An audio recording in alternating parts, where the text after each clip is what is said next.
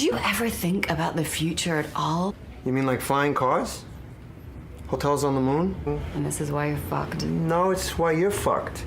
You're just trying to blueprint a future.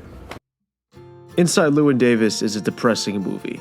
It's boring, nothing happens, the main character's an idiot who only makes dumb decisions, and it sucks. I've heard these opinions on Inside Llewyn Davis thrown around countless times, and while the film's detractors may or may not have solid arguments on their side, I tend to disagree. I'm more of the opinion that Inside Llewyn Davis is not a depressing movie, but actually a fairly uplifting one.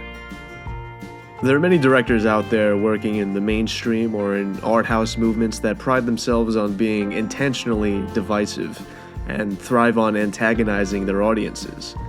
Their tactics range pretty widely. Some of them accomplish these feats by choreographing excessive violence, others by dismantling traditional story structures, and some do it by injecting a melancholy mood into their films and subtracting the plot out of it to simulate depression because they're the only ones that get it, obviously. The Coen Brothers are not directors that fit into this category of filmmaker.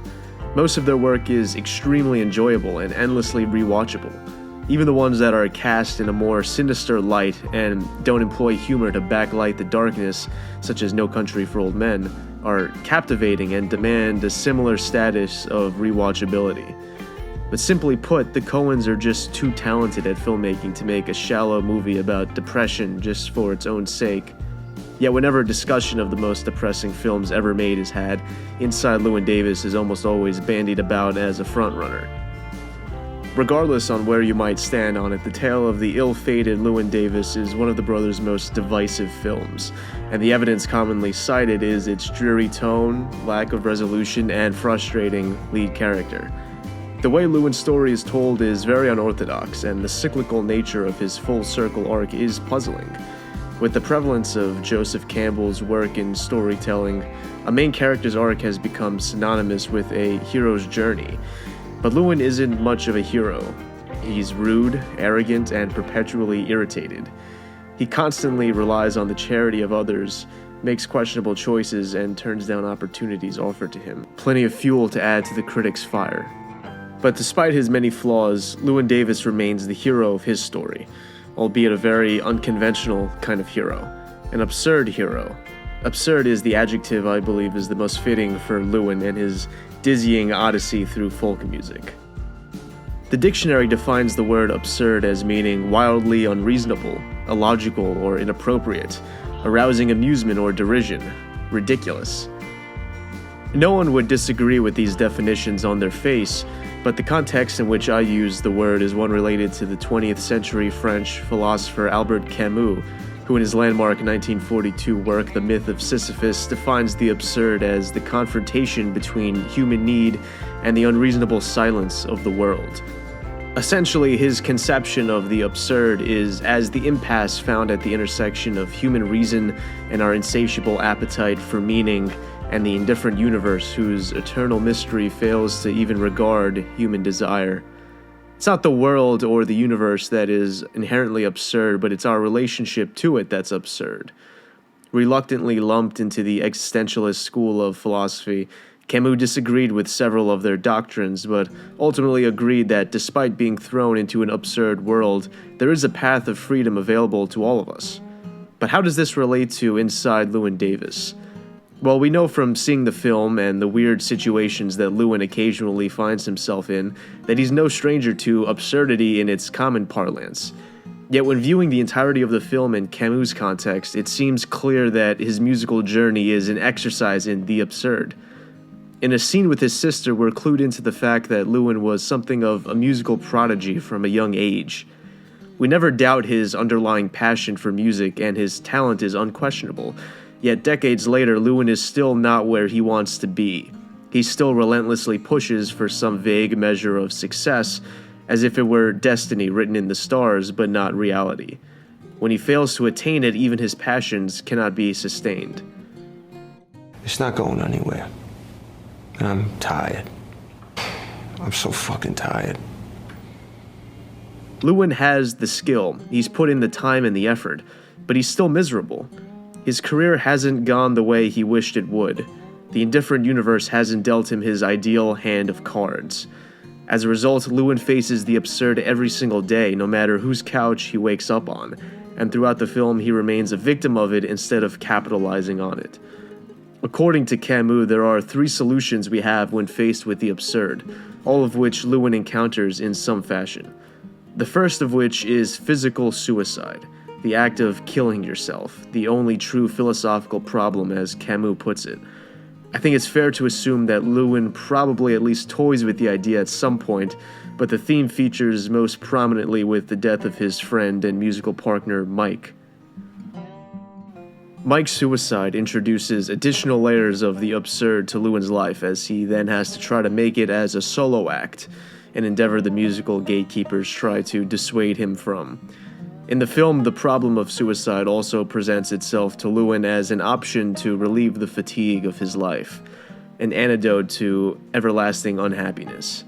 One taken by his friend who undoubtedly held many of the same reservations about the potentiality of success in the music business. Viewing suicide in Camus' worldview reveals a confrontation with the absurd that ends prematurely in a confession that living absurdly is a zero-sum game. It's an unbearable life and one ultimately that is not worth the strife and trouble. But Camus believed our instincts for life trump the urge to suicide.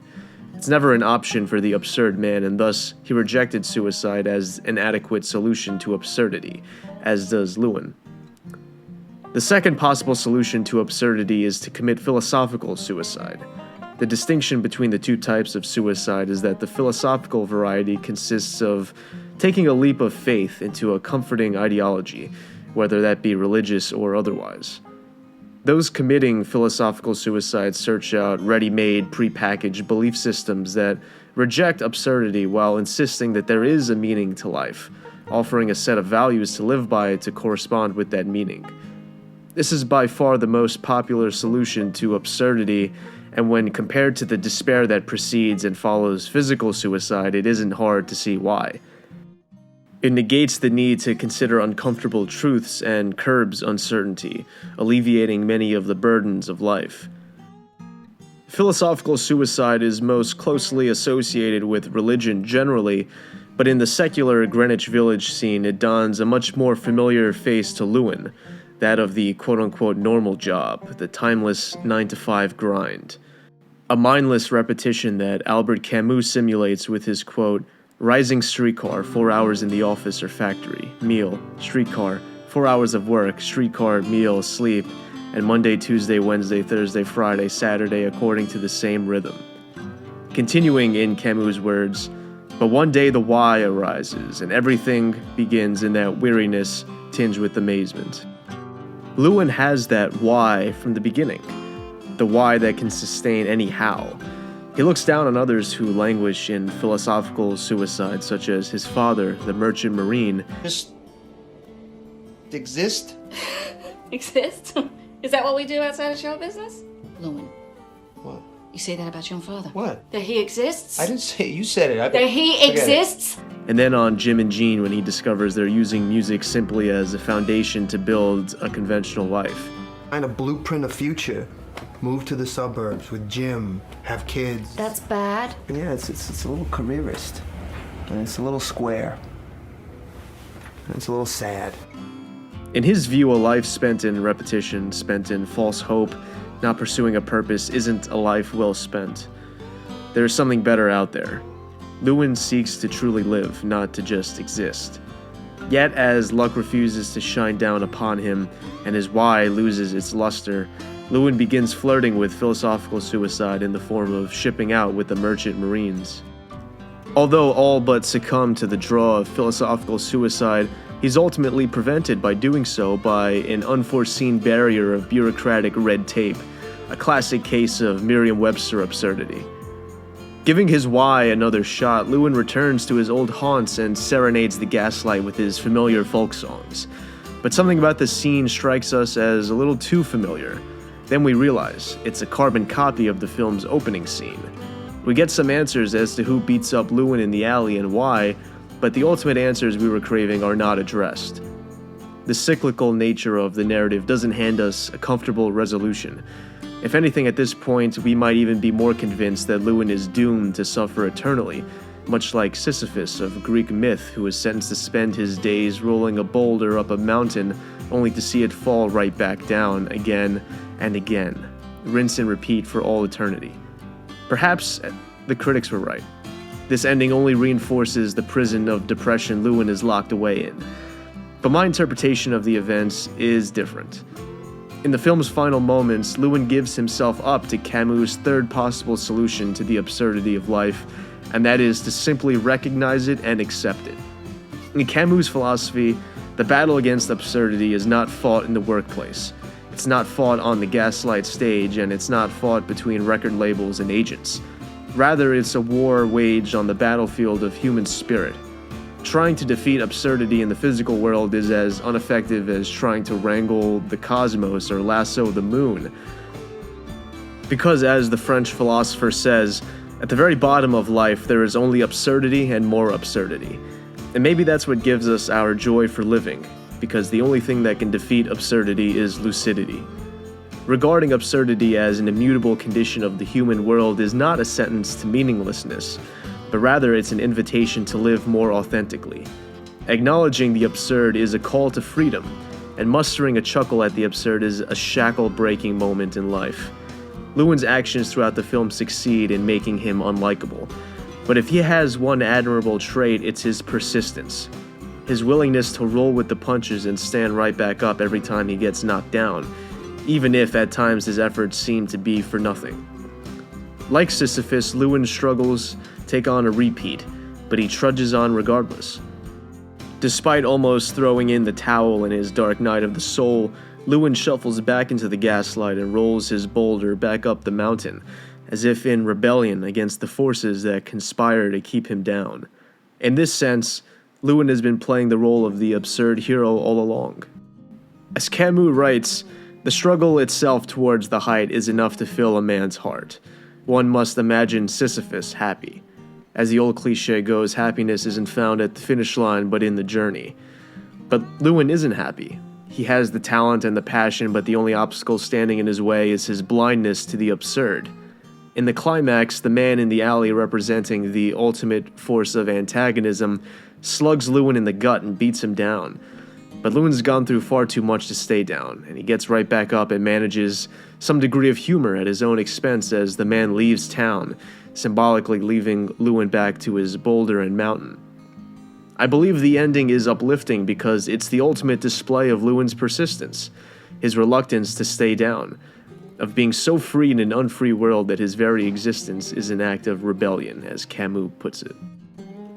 The ending undoubtedly convinces many viewers that Llewyn's cycle of rejection and depression will never end, but I'm convinced that the ending tells us that Llewyn's rebellion is set in stone and will eventually lead to the right combination of luck and opportunity that brings the success he seeks.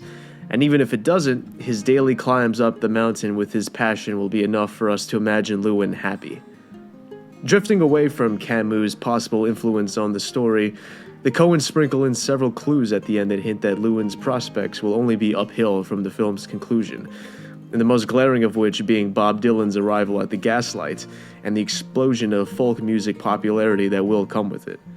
We also know that Llewyn Davis is loosely based off the real-life folk singer Dave Van Ronk, who would become a mentor figure for Bob Dylan and became known as the mayor of Greenwich Village's McDougal Street, giving us further hope that Llewyn's toils and rebellion will eventually pay off. To conclude, I believe that Inside Llewyn Davis is an uplifting movie because it gives us a realistic template for leading an absurd life. Not a life that leaves us looking ridiculous, but one where we tackle the true philosophical problem, which is rejecting all forms of suicide, en route to doing what makes us happy and enjoying it for its own sake, rather than obsessing over intangible results. Llewyn Davis gives us the courage to seek freedom through persistent rebellion and to extract happiness from the daily journey of rolling our boulders up the mountain.